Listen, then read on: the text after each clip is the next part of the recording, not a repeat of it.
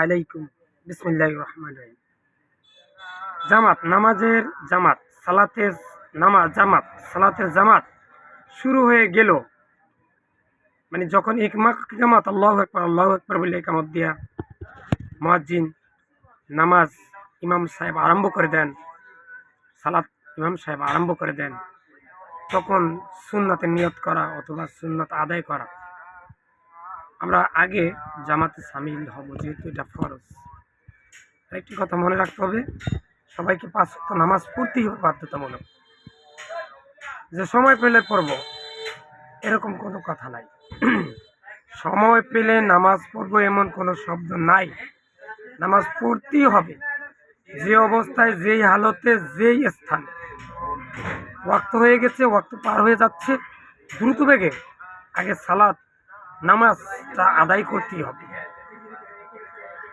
আপনি বিভিন্ন অজুহাত দেন, বাচ্চা শরীরে পেশাব করে দিয়েছে, এই বলে আপনি নামাজ পড়বেন না। জি না, তা হবে না। আপনাকে নামাজ আদায় করতেই হবে।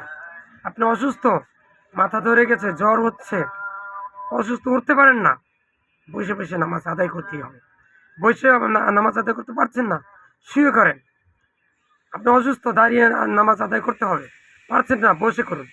তারপর পারছেন না, শুয়ে করুন। তারপর পারছেন না, ইশারায় নামাজ আদায় করতেই হবে। আরেকজন আপনি নামাজ পড়বে, ওই নামাজ তো আর আদায় হবে না।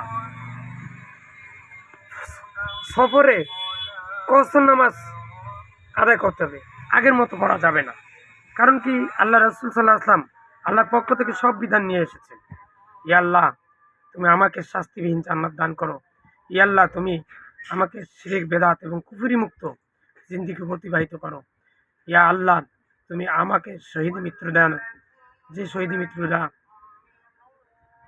হালকা, অর্থাৎ শুক্রবারে যেহেতু না মৃত্যুবরণ করা শহীদ মৃত্যু, এজন্য শুক্রবারে তুমি আমার মৃত্যুটা দিও, যাতে শহীদ মৃত্যু দান হয়।